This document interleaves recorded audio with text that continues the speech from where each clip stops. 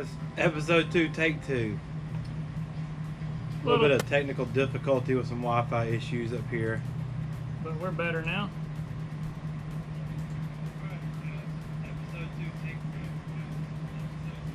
A little bit of technical difficulty with some Wi-Fi. Alright, hope everybody had a great weekend. Happy Easter to everybody. Hope you got to get out on the water, spend some time with some family. We've actually got a lot to go over this week. It's been a lot going on, to be honest. And first and foremost, we want to mention tonight's sponsor is Cal Coast Fishing, which you can see behind me. They make a wide range of products, which we will be discussing throughout this week's episode. Alright.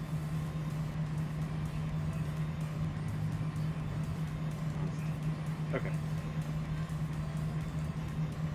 Well, like Philip said, it was Easter weekend. Hope everybody got some time with your family, got to relax for a little while. Philip got out on the water for a while. I did, which has been a while.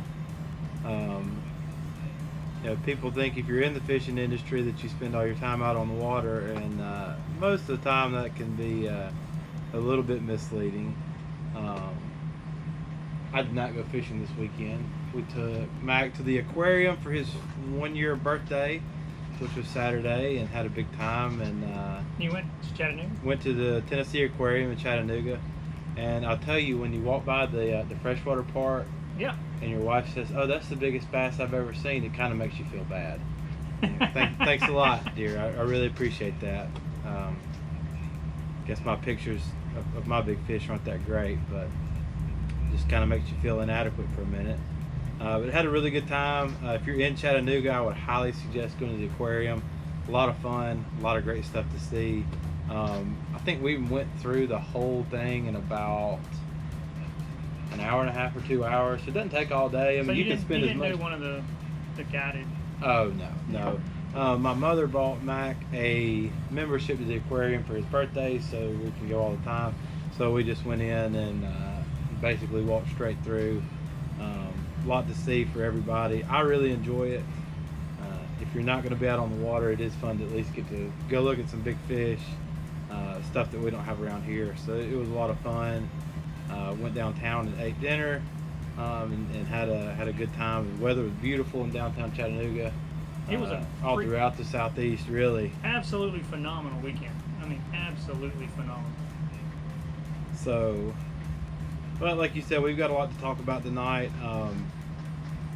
especially some of the stuff by Cal Coast. And guys, if you've got a product or a company that you would like us to highlight, Cal Coast was one that we picked first because Philip has a relationship with those guys. I've used some of their products before. It's something that we really feel is an asset to anglers, and not just something you want to hang on the shelf or see on the shelf in a store that somebody's going to pick up. Something that actually means something that we've used. Yeah. Philip had a hand in designing the rod mule that you see behind us. I was not sold on the rod mule at first. I thought it was kind of gimmicky. What did you recently do with the rod mule? So I bought one. I told Philip, I said, "Well, give me one. I'll try it out. I'll see what I think." I went to a trade show, and I think I took 25 rods in at once. Didn't have to worry about jamming the tips in the door because everything's protected by the sleeve at the top. Makes it real easy to.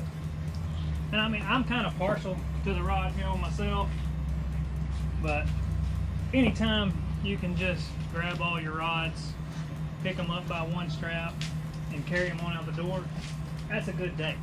I mean, yeah, it really keeps your stuff protected, easy to use.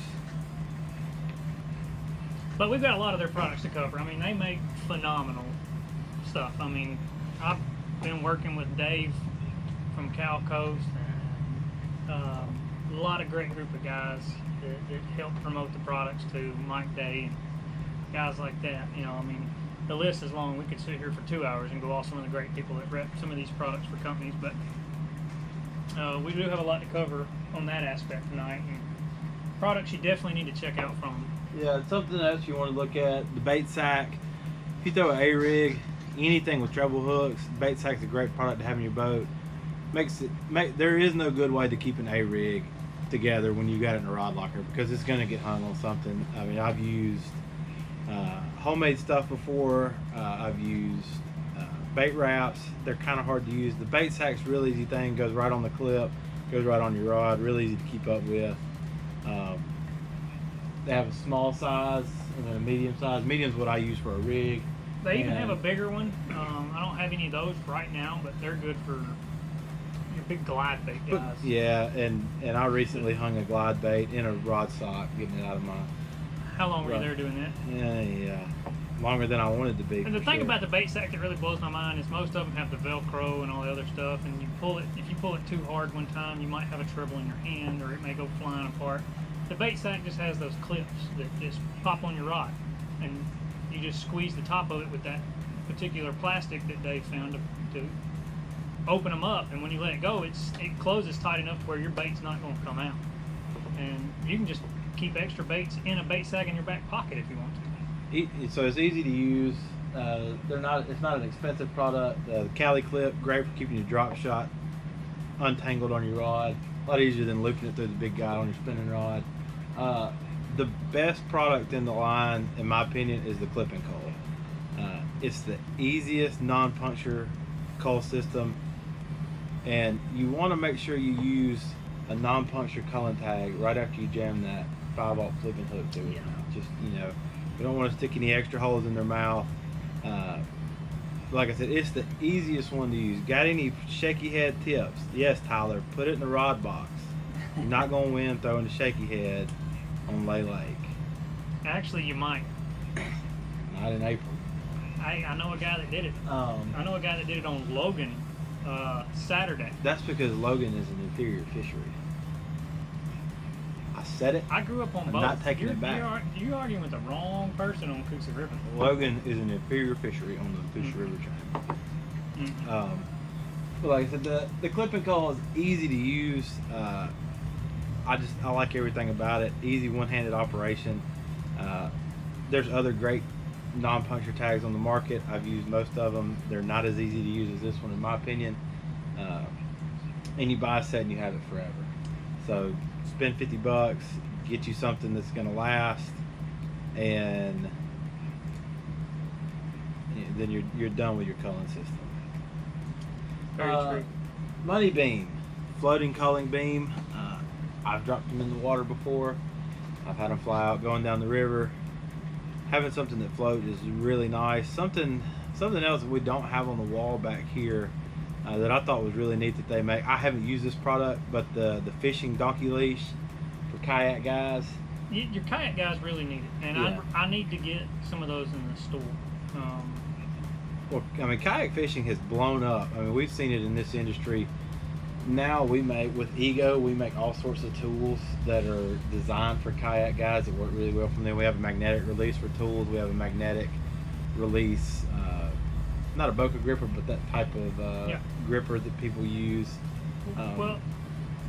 There was a couple of the kayak guys that are on staff with Cal Coast that came up with the idea. So it's not just some out of the thin air, let's make this for kayak. It was literally designed by kayak guys for kayak guys. And, like Tyler Thompson here, my buddy, comes in every day. He's watching.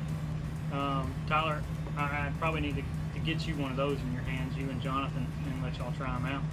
But, you put your fish on your, what are those boards called that they? The hog trough. The hog trough is one of them. There's another one called something else. Those boards, and you're trying to hold your fish steady, measure it, take a picture of it, do all that other stuff. It flops around, you lose it, it goes back in the water, you can't count it. So the donkey leash allows you to safely secure the fish while you still measure it, and if it does flop off, it ain't going nowhere, and it's also not going to puncture its mouth either. So that's definitely something you kayakers need to check out. Yeah, and I mean there's all sorts of stuff that has been developed for kayak guys, and when it first blew up, I guess a few years ago, I didn't really think much of it. I thought it was just going to be a small niche area, and I would say that a large percentage of the tackle that we sell now, that you sell in the store, that I sell on the road, goes to a kayak fisherman because it's more accessible. And we're actually going to talk about some of that angling being more accessible later with some other topics. More on that later. Okay, sounds good. last thing I want to hit on from Cal Coast, they do make rod sleeves, make a great rod sleeve, but the battle box, their tackle box, I'm kind of partial to this one too. really neat product. The best thing I can compare it to is medicine jars. It's like you have little medicine jars in your box, and you have all your individual, But you know what individual hooks, individual weight sizes stored in each one. Well, I think what originally gave Dave the idea for those, we call them ammo cans, by the way. Ammo cans. Battle box ammo cans. Yeah. The 35 millimeter camera roll type things. Yeah. Very similar. Squeeze it, yeah. they pop, the lid pops off, you pop the film out. But You're showing your age now. yeah, and there's a lot of people that probably don't know what I'm talking about. But you know, what the thing about the battle box with the ammo cans is like tungsten weights, for example. You put them in just a regular 3500, 3700, whatever it may be, they're going to freaking flop around, bounce around, jar around, hit each other, crack the plastic. Well, with the ammo can, you can get a little memory foam plunger to put in there and hold it all the way down. So no matter how many, if you've got one or if you've got 25 in there, you push that little plunger down and they're not going to move. You can shake it, kick it, rock it, throw it, whatever. They're not going anywhere. So it's going to keep your stuff protected. Yes, absolutely. And which is kind of what most of this Calco stuff is geared towards. The rod mule keeps your rods from getting all torn up when you transfer them. This is a great thing for a co-angler, which is something else that we're going to talk about a little bit later. Rod mule, bait sack, great things for co-anglers, because I can tell you, as a guy that just bought a little bit bigger boat and is looking at fishing some boater side events on the boater side, the last thing I want is the guy to get in my boat and hang his triple grip, treble hook up, and rip my seat open. I mean, it's your boater's not going to want you to tear their stuff up. You don't want to mess his stuff up. You're going to make it for an awkward day. yeah, Using something like that lets you take care of his stuff. A lot easier to fish with. I think we pretty much hit on all the stuff that you do with Cal Coast. They've been a friend of the show, and we definitely appreciate them helping us out this week. We just wanted to highlight some of their stuff. and any of the products you want to see or would like us to get, you know, we've either got it in the store or can get it for you, or you can get it from calcoastfishing.com. A lot of stuff to choose from over there, even apparel, if you want some CCF gear. We can definitely get you fixed up on that. So, matter of fact, I sold 2 or 3 rod mules today, actually. Yeah, that's something that's been popular, and I think, you know, as more tournaments happen this spring, Yeah. more co-anglers going out, it's going to be something that you see pop up, guys buying. I see it in a lot of my retailers that I call on throughout Georgia, Tennessee, Kentucky, well represented. And like Philip said, if your local retailer doesn't have it, ask for it. Yeah. Because a frustrating thing as a rep is to take something into a guy's store and say, you know, hey John, I've got this new product that's really great, and you know, I've got tackle stores in other areas selling it really well. Well, I've never gotten any calls for it. Yeah. I've never had anybody ask for Yep. it. So they don't know that you're looking for it. Yep. And maybe you live in Birmingham and you want to buy it at Mark's Outdoors. Yep. And if you don't ask John about it, John's not going to know that you want it. He might not know to order it. So ask your local retailer about it. They can get it. I know Pittman Creek carries it, so they can get it from their distributors, or they can get it from Cal Coast. Yeah. They can get you what you're looking for. Next segment. So something that we're going to do every week on here is a tackle store of the week, where we kind of highlight a local business, and that way. So Philip, I wanted to do this for guys that travel and fish, because when you go to a new area to fish, unless you have a friend that's from there, or you've looked it up online, it can be hard to find somewhere to buy tackle. Well, that's true. You get to the lake and it never fails. You catch your biggest fish in practice on your last June bug chartreuse T-Mac that's in your bag. Yes. Where can I go get some more net bait at? But well, I don't want to go to Walmart. They don't have what I'm looking for. Where's the local tackle store? Sometimes it can be hard to find on Google. Yeah. So we're going to start highlighting one store a week. And if you've got a store in your area that you want us to talk about, let us know. I know where most of them are in the North Georgia, North Alabama, Tennessee, Kentucky area. But the Carolinas, Virginia, South Georgia, let us know where you buy your tackle. Be great if we could get somebody from the store on. For the first week, we did Dayton Boat Dock because that is our host location for most of these shows. Dayton Boat Dock, Real Deal Tackle. Real Deal is their online presence. The store, as it's known now, was founded in 2012 by Michael Neal. Most of y'all have heard of Michael. He fishes the Bass Pro Tour. Yes. And Tackle Warehouse Pro Circuit. Yes. I think he's doing this year. Right now is in North Carolina for heavy hitters. Yes, he'll be fishing Jordan Lake starting Friday. Yep. So Michael is a perennial top 10 on any Bass Pro Tour event. I mean, Would you believe he started this place when he was only 20? 20 years old. Wow, that's wanting to do something with your life right there. You know, wanting to have something more than just going fishing every day. Yep. To look forward to. Michael's done a great job with the store. This is the jam up tackle store. If they don't have what you're looking for, they can get it really quick. And if we can't get it, they don't make it. Yeah, it's easily accessible. It's right off of the main highway here in Dayton. There's a grill in here. You can eat breakfast, eat lunch in here. Yep. You're going to eat a plate lunch in here anywhere in the city of Dayton. I would guarantee. Within 50 miles, I guarantee. Yeah. Good food. The boat launch is right out front. Which is where 95% of all tournaments that you see in Lake Chickamauga come out of. Yeah, everybody comes out of here. Excluding the CBA and stuff like that. Yeah, major level tournaments. Any of your major tournaments, Opens, Toyota Series, most of your BFLs. Every once in a while they have a BFL or ABA out of We got another one coming up, a BFL coming out of here. They recently redid the front, or redid the waterfront area and created a big berm, so you've got how many feet A lot. of dockable space that you can pull your boat up to, where it's clean dirt, grass. About 100 yards of more shoreline. Yeah. So a lot of shoreline to pull up. You're not going to scuff your boat up.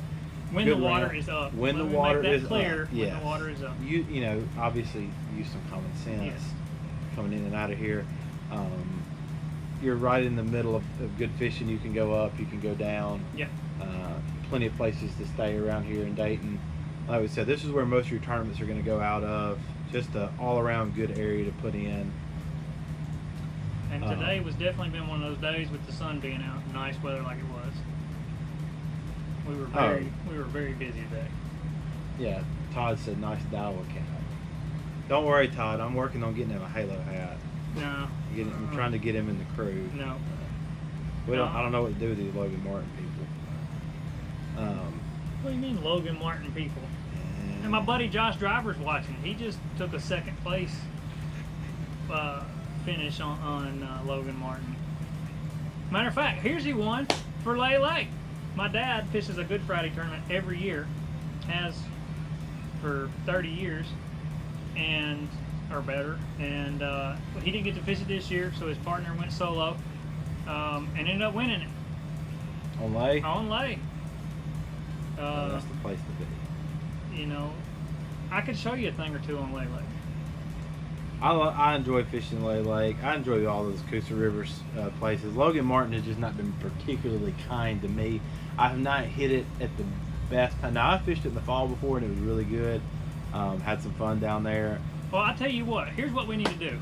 I'll get with my folks, my peoples, and we'll do a dock talk from the lake house on Logan Martin, and we'll go do some fishing. We'll do it from the boat if we can make it work right.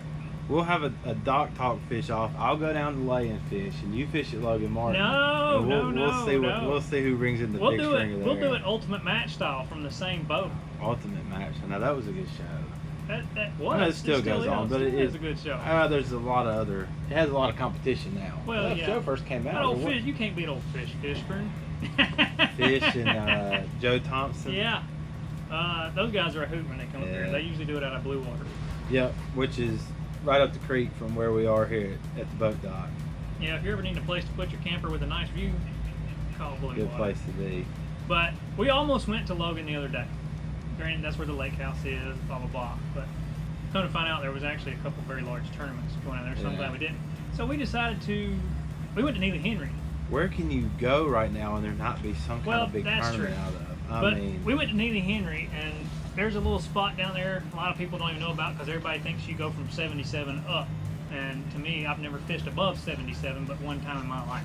I don't know that I've ever been below 77, maybe once. Well, I've always fished up. I never fished within about 5 miles of 77. I fished that far south of that lake.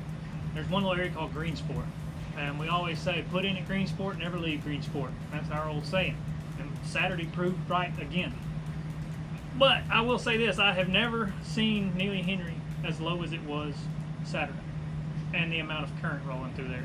It was still muddy, but clear enough. You could actually follow the clearness in the creek channels. If you didn't have a graph, you didn't need one because you could see it in the creek channel. But we caught quite a few, and oddly enough, the largemouth that we did find were 12 inchers. The spots that we were finding were like Spots were chunk, the big which I one. think you saw the pictures. of Yeah, those. yeah, y'all caught them pretty good this weekend. I wish we'd have posted a few more, but I guess I'm going to go back to the old live well trick. You know, just put 5 good ones in the live well Yeah. and take pictures. But You just got a we like long doing arm. MLF style. We like to catch them, picture them, and release them. But every now and then, if we just have a stellar day, then we'll. And that day was nothing really to write home about. It was just, for me, it was just nice to be on the water. I've definitely done the glory shot before. I mean, I've had pictures of 5 big ones at one time, and it's fun. I mean, it looks great. It makes for a great picture. But this time of year, I agree. I think you take your picture, put them back, and I tell you one thing I do wish I had my camera rolling for, and I don't even think I've talked to you about this. We were sitting there fishing this little inside pocket because the wind was blowing around and we were trying to find a little eddy. But it turns out the fish were actually going with the wind, so blowing up against the bank, that's where they were. yeah. But anyway, we were sitting there fishing this bank before we decided to go out to the wind-blown point, and there was those little, I don't know what those little birds are that just kind of run along the edge of the shore, little tiny birds. Yeah, kill these. Yeah, they're just running along the edge of the water. And I'm not lying when I say this giant largemouth, could have been a giant spot, I don't know, started waking toward the bank and came out of the water and almost had him a killdees and almost beached himself because he come out of the water so far. Well, if you remember, was it 2014 or 15? It was when the Elites made a West Coast swing. Aaron won Oh, on that's been a minute. Havasu. Yeah, that's been a minute. When he won on Havasu, he won on a bird pattern. He was throwing that, I think it was called flipping the bird, top water bait, looks like a bird. And the areas that he was throwing in it are where those birds get right down in the water, and that's what the fish were feeding on, and that was the pattern. If I'm not mistaken, I know that's the bait he was throwing, was that I'll have flipping to the call bird. him. And it looks like I mean, it's got feathers, it looks like a bird. And you remember the savage eared duck. Yeah. You know, that's the real thing. You know, fish eat birds. So really not surprising. I've never seen it happen in real life, but that's pretty neat to see that happen. I wish I'd have had the camera. I mean, I had the camera with me, but I just recorded some short stuff, just having a good time. The media man didn't have his camera rolling. Golly. Yeah. Next segment. All right, what do we got next? MLF college results from Lake Chickamauga. Should have had Connor stay and talk to us. Yeah, Connor was going to stay and talk to us, but he had a test that he had to take tonight. They're overrated. Studying's overrated. Um, All right, so we had 228 boats in the MLF Abu which felt like Garcia event. 728 boats. And I think a good way to look at you can look at the winners and see how well the lake is fishing. Yes. Took 38-13 to win. Connor and Cole barely missed it by 3 ounces. They finished second. Had a monster 23-15 bag on day 1. Great bag of fish. Fell off a little bit on day 2. The conditions that they had to fish in were horrible. Well, the first day was not terrible. No, but the lake was second up. day it rained upside down. And then the temperature dropped all day. The wind blew from 2 It was different tough. directions. It was a trash day. So I think a really good way of looking at how well a lake is fishing is not just to look at your number one weight, but look at the halfway mark. So we had 228 boats. So 114th place Yep. was Andrew Howell and Tommy Sindick from the University of Montevallo. They had 11 pounds and 3 ounces on 2 days. And to still have that at 114th place. They had 11 pounds and they bested half the field with that. So that should. This is not a knock on those guys at all. I don't want that to be. There was mistaken. that one school that the only fish they caught the first day was a 10-pounder. Yeah. I mean, that's saying a lot in itself. Yeah. So even if you look at 50th place was 1913 for 2 days. Chickamauga fished tough. It was not the slugfest that it was to win. But and a lot of people said the place is fishing tough because of all the pressure, and I'm still going to argue that point that it's not true. This lake has been up and down 3 different times in 3 different weeks with 4 different temperature changes. So, and the fact that the inflow and outflow of this lake has been over 100,000 cubic feet a second for over a week. Yeah, that'll tend to put a damper on things. We're still spilling 100. Guntersville was spilling 200 yesterday. Pickwick was 222 over the weekend. So they took the floodgates out of Guntersville. Yeah. So if you're looking at going to the Tennessee River right now, maybe not the best time. But every day could be different. I think it also goes to show how skilled some of these college anglers are. Absolutely. Because I could not have caught 38 pounds out here in 2 days last week. Especially from where some of these guys traveled from. These kids were from all over the country. 24 pounds in 1 day. And Bryan College represented extremely well. Yeah, Bryan had a good showing. Had a 2nd place, had a 12th place, had a 22nd place. So, 3 teams in the top 25. Absolutely. On a stingy Lake Chickamauga. Hats off to those guys. I think they did a real good job. What else do we have going on last week? Speaking of the college thing, we might as well talk about the elephant that's been in the room. Everybody at this point knows what happened with the Auburn fishing team. And everybody has the same opinion. It's a load of horse hockey. It is. And I do see it from both sides, though. Don't get me wrong. I do see it from both sides. And even the anglers say that, yeah, they screwed up. But what was it you told me earlier? It's not.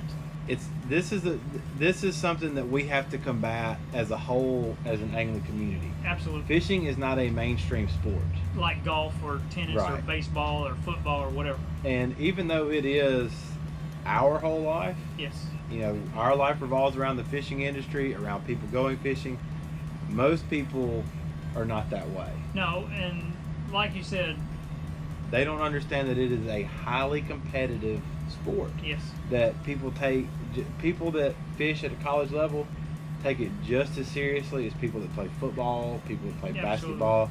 Is it the revenue source that those sports are? Absolutely not. Not for a college. They're not selling. Alabama is not selling fishing team shirts to millions of people every year. But it is just as important to those anglers as it is to the kids that play football or basketball or baseball. Well, and Bassmaster and Major League Fishing have taken those major steps getting these sports out there better with like Bassmaster signing with FS1, Major League Fishing being on CBS and Discovery, and things of that nature. And a lot of the online coverage has gotten better. That's taken a step in that direction. It just hasn't gotten there yet. Something I think that we all need to be mindful of is we may not exactly like the way that it is on FS1 as much as watching it on Bass Live on Bassmaster.com, but to your everyday viewer, you might have somebody turn on FS1 that's not a fishing fan.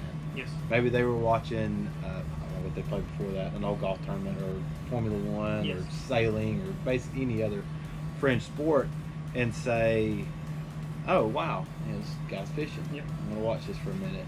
And maybe his kid sees it and says, hey Dad, I want to join the high school fishing team. You never know what that's going to lead to, and the more people we can get involved in the sport, the more mainstream it's going to become. Yes. The more innovation you're going to see from companies that you like to fish with their stuff. Yeah. we were talking about a chatterbait earlier. So a chatterbait's been a great mainstream lure, and then you got the jackhammer. The jackhammer took off. They sell millions of jackhammers. And I They think make it lots of surpassed money. it beyond Beyond the surpassed regular. the regular chatterbait. So what did you get next? You got the stealth blade. They came out with a new product. You're not going to, and let's say you win a tournament on the stealth blade, you would have never gotten the stealth blade to fish with if the jackhammer wasn't so successful. Well, the fact that it's still called the stealth blade jackhammer. Yeah, you would have, they would have never developed that product if the jackhammer failed. No. They would have quit making it. No. Just like if Bill Lewis, if the rattle trap had folded, if the rattle trap never took off, you would never have knocking Red-eye trap. shafts and- Right, exactly. Yeah. So success leads to future innovation. Well, You get new products to fish with, new products that we all like to fish with, no matter what brands you use. And it may be even across another brand. Maybe we come out with a crankbait, we come out with the MR12, which we're looking at next year, and then somebody spins something off of that. And maybe Bill Lewis isn't your brand, maybe you fish with something else, but another brand kind of hinges off of that. So you never know what it's going to lead to. And well, every day there's something new coming out. Yeah. Matter of fact, a perfect example, and a lot of people are laughing at it, and I might even laugh at it later, but I've played with it and I like it. Evergreen, speaking of jackhammer, Evergreen has come out with a new topwater called the Gizmo. yes, I've seen it. And it looks like a glorified wasp or mayfly, depending on which color you're looking at. But I'm gonna tell you something. And they'll sell. They not only sell, they'll catch. You get out here late next month, in early June, and Yeah. you throw a rock up in a tree and knock some mayflies out of it, and then throw that Gizmo out there, it's game on. And it's just little things, and they're weird, just like, look at how big that spider, whatever that spider, Yeah. what was that, lunker hunt? Yeah, lunker hunt. That not my cup of tea, just like the duck. Yeah. Or the actual rat. The actual, and Carl, don't hate me, or Spro, don't hate me, but I'm not a fan of the rat. I like the rat, but I like. My dad likes the rat. He loves it. I'm not a fan. But then you got stuff that's being reinvented, like Ott's OG Slam. Boss has been out for years, but the little tweaks that Ott made on that bait has made that one of the hottest selling balsa baits in the country this year. We kind of got away from what we were talking about at first with the college stuff. Like we talked about earlier, we see it from both sides. Yep. Everybody agrees that it's wrong, but the underlying issue is that the powers that be at Auburn University do not view fishing as a mainstream sport. They don't, in their book, it's not that high on the list because they didn't cancel golf, they didn't cancel tennis, they dang sure didn't cancel football, Nope. even though they should have, and they didn't cancel basketball. Well, they canceled the postseason. Well, and then they did have the. So these other sports are going on fine, and the most socially distant sport you can have is being shut down. Now there has been some resolution. They're going back to fishing April 22nd. Yep. So they will be able to make the national championship, I believe. That they're gonna. I think that winds up being like a month suspension. Yeah. But this is what this was my overall point, is that we need to get fishing into a more mainstream light thing. And we had this conversation when MLF announced their major changes a few years ago. Yeah. And everybody called it minor league fishing. Everybody was mad. And my point that I tried to make to guys was, look at the PGA Tour. They don't pay entry fees. And I know that before anybody gets mad and cuts my head off, Bass Pro Tour is paying entry fees now. I realize that. But they did try it without. They tried to make that step and did it for a little while. Yes. So they were trying to get to something that is one of the most viewed sports in the world, PGA, with non-endemic sponsorships. that paid the payouts without them having to pay the entry fees. Yes. They also brought it to a much larger audience. Discovery Channel airing MLF was a lot bigger than even FS1 or somebody like that airing any other event. Or and now granted, Bassmasters has been on ESPN too in the past. Yeah. We've watched ESPN Bassmasters Sunday mornings, Saturday mornings for years. You got that 1 hour early morning slot, and the coverage was great. Tommy Sanders is one of the best to ever do it, and everybody loves watching Zona. But having your Major League Fishing where you see constant fish catches. Yeah. And yes, a lot of them are smaller fish. They're not weighing in 5 pounders. Which is one reason they voted to go to the 2 pound rule. But let me tell you something. That's what people want to catch. That's what high school kids want to catch. I mean, hey, I'm just... Is 2 pound fish, 3 pound fish. If you fish high school fishing and you weigh in a limit of 2 pounders, 2 to 2.5 pounders every tournament you ever fish, you'll probably win Angler of the Year every single year. Because those events are tough. I mean, they start fishing early in the spring, and that's what they need to learn how to do. Yeah. And so the more those kids that we get involved, we're all going full circle here. The more those kids we get involved, the more kids you have on the college fishing teams, the bigger voice you have. Yep. So. And I mean, back when you and I both were in school, well, I know when I was in school, there was no high school fishing program. There wasn't even in college yet. There wasn't high school fishing when I was in high school. If there was, I might have stayed another couple of years because I tried to stay at Alabama a couple of years to extend my college fishing career. And my mother was not a fan of that. I got the well, she was probably ultimatum on that. But when college fishing came about, it was really Hank Weldon was one of the real instrumental people in that. Hold that thought. Forgot about the alarm. And we're going to get the cops called on us.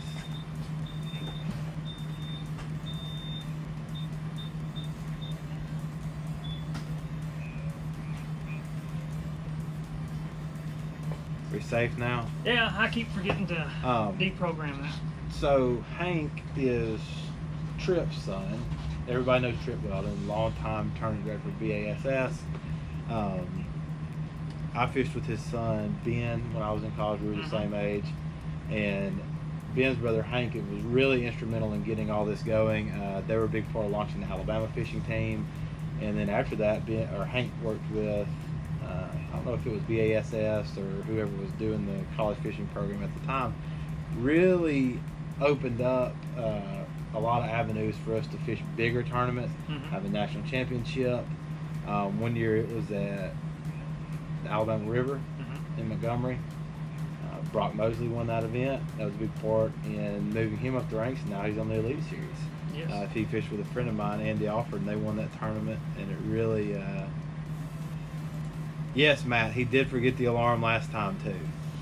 I did, yes. So you never know how these careers are going to be affected by college fishing. Matt Lee, Jordan Lee, Dustin Connell, Brett Pruitt, Brock Mosley.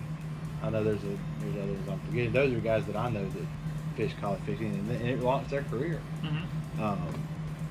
If high school fishing had been available, who else would you have on the Elite Series right now? There's no telling who else That's would be. That's what's brought a lot of these guys out to where they are now. Yeah, so... if I'd have had it in high school, I'd have probably been valedictorian. Because I'd have studied my butt off to be able to fish all them. Yeah, I would have too.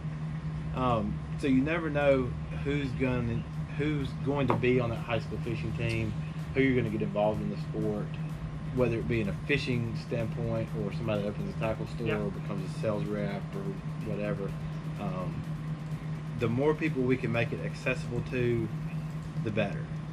And I'm as guilty as anybody about being a jersey knocker.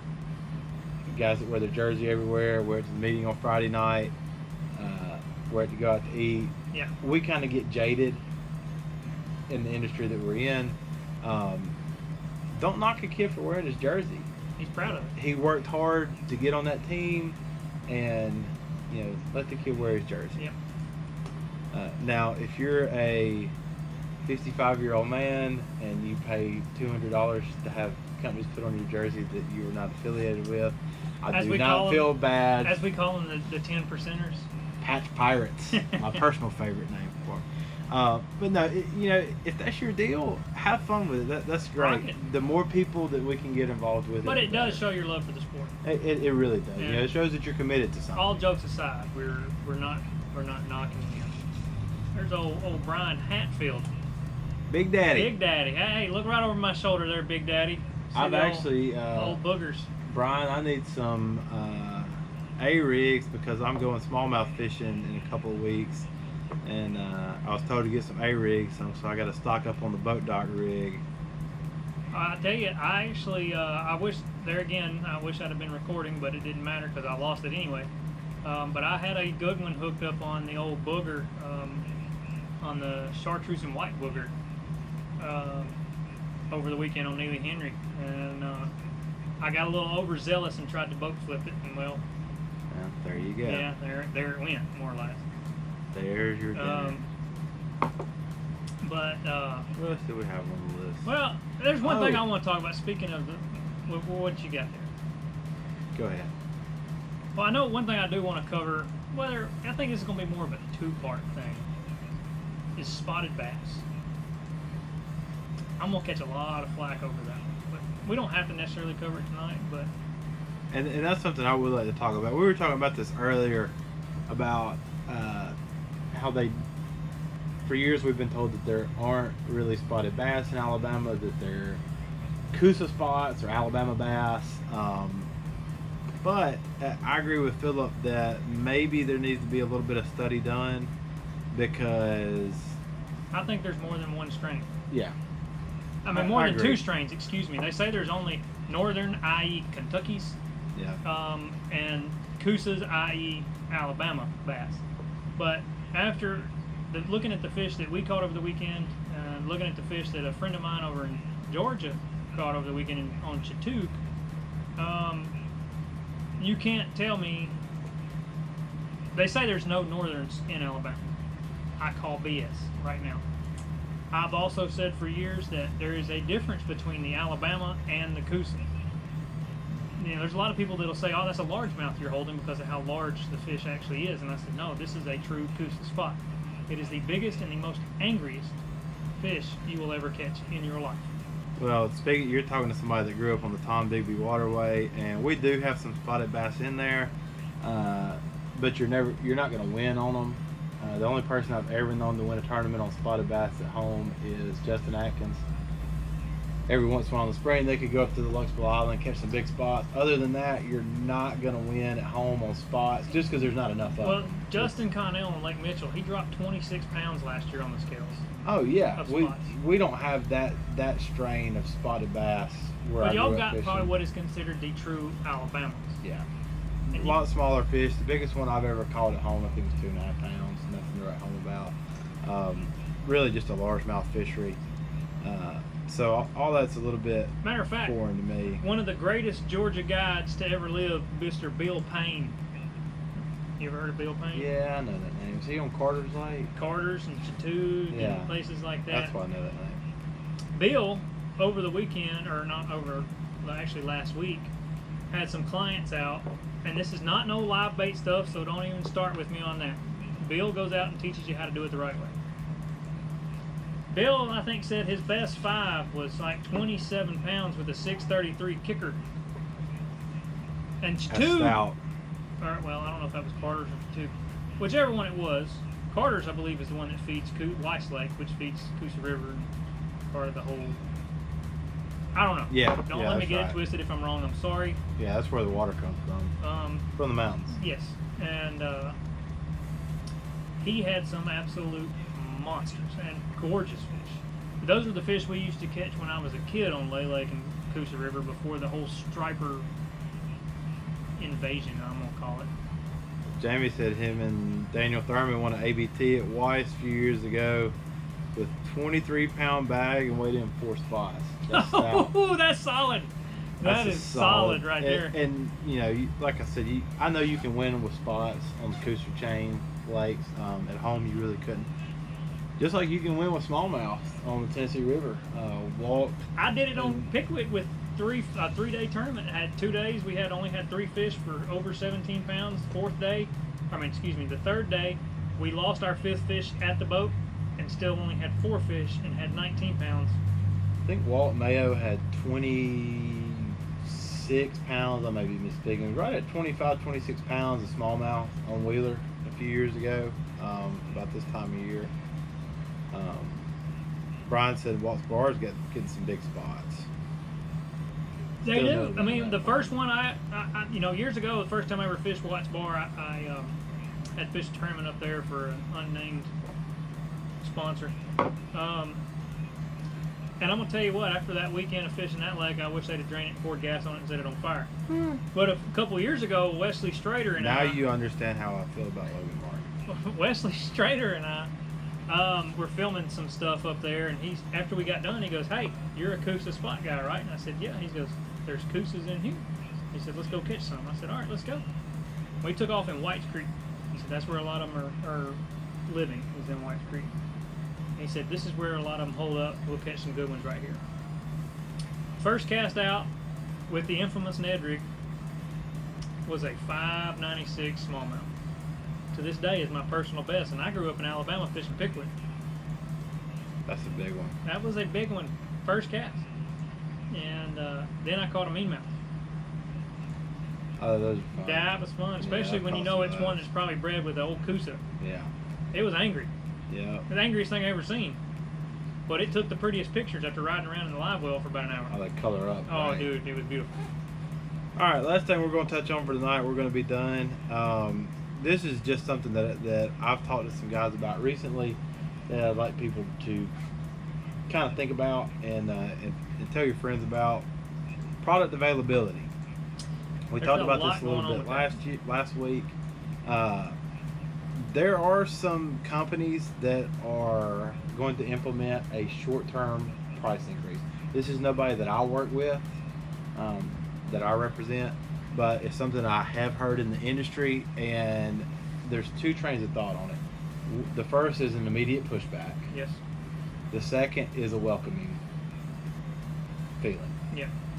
Would you rather pay a couple dollars more for your product or not have it?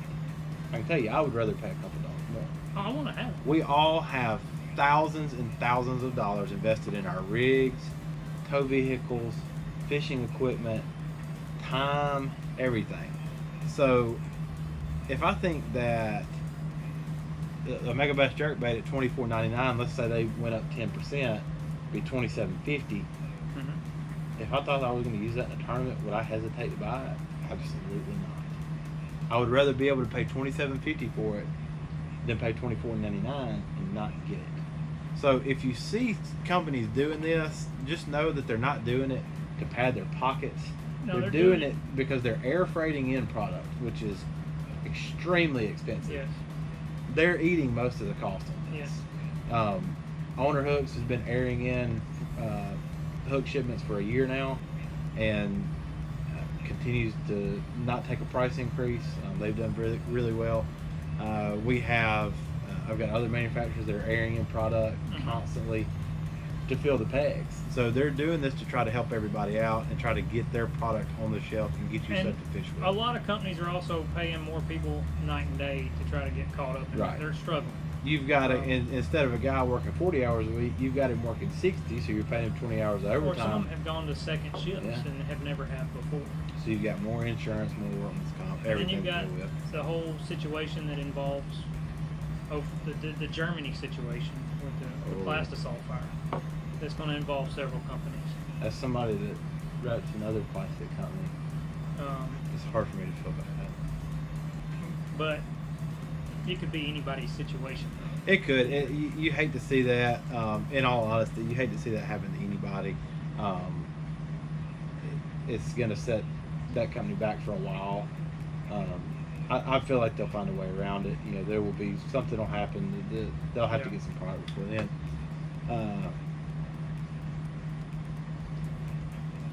But like I said, guys, not to get too deep into it, but if you do see a price increase from a company, know that it's Well, not. I'm gonna go ahead and tell you, and this, don't call it a just because of who you rep, but that new owner, Ned. Oh, the offset blockhead. That blockhead. I That's just a player. shipped some out today, by the way. I'm gonna tell you something. If that thing goes up $1.25, I'm still gonna pay whatever it costs. Still gonna because pay it. I'm gonna tell you something. And anybody that's watching this, anybody that knows me, knows how religiously I believe in the Ned rig.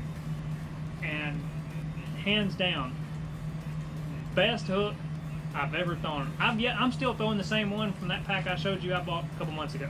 The same hook. I need you to break some of them off so you can buy some new ones. Oh, I'm gonna go ahead and buy some more because my buddy lost two of them the other day. That's the thing with the offset guys, don't lose many of them, so they don't have to replace them as often. Just like a weedless Because one. I throw a Ned rig where you're not supposed to throw a Ned rig. Well, I've told this story before. I've caught more 7-pounders on Chickamauga and Shaky heads than any other single bait. So they catch them out here. The big ones bite out here. Guys, that's all we got for tonight. We don't want to go too long, but thank y'all for tuning in. Share this with your friends. We really enjoy doing this. We'd love to have some more involvement. Drop us a comment, even if you don't watch live. We'll see it. Follow us on anywhere YouTube you would as like well. to. Find us on. We're on Instagram at Doc Talk Pod. Yes. All one word. We got Doc Talk presented by Shot Time on YouTube. So we're gonna have some other stuff coming in the future. Hopefully, be able to do some live events from alternate Whatever settings. locations we can get to. Especially now that the weather's getting nicer, if we could stand to be out in the pollen right Speaking now. of Jamie said anytime we want to use his dock or the house. That'd be a nice boy. It'd be nice out there now. Doc Talk from the dock. All right, Sip guys. the bourbon, not the Kool-Aid. Oh, there you go. You and Jim Jones. They're gonna come for you, man. Well, They're worse than the beehive. all right, guys. We greatly appreciate you tuning in. We hope you enjoyed this week in review. We'll start planning the next episode. Could be a Thursday, could be a Friday, could be a Monday, could be a Tuesday. We're not going to stick to one date. We're going to fit whatever y'all like the best. Yeah, if there's a day that works best for everybody, let us know. Or if you think a different time would work. I think this time is pretty good for everybody. About 7 I like o'clock it. our time. But like I said, any comments, our email address is in our profile. Shoot us an email, shoot us a message on here. But give us a follow on YouTube, on Instagram. Share the page with your friends because we're going to have some giveaways coming soon. Probably do some American Bait Works products, Yep. some Cal Coast products. A little bit of everything. Maybe some new stuff that You need to get that some guys flex haven't worms in seen. there. Yeah, I need some people to see got them some flex worms. got some new colors of flex worm that we might could give away that nobody's What? seen yet. So Hold on a minute. we'll I'm going to have to kill this live. more on that later. All right, thanks guys. Y'all have a good night. Thank you.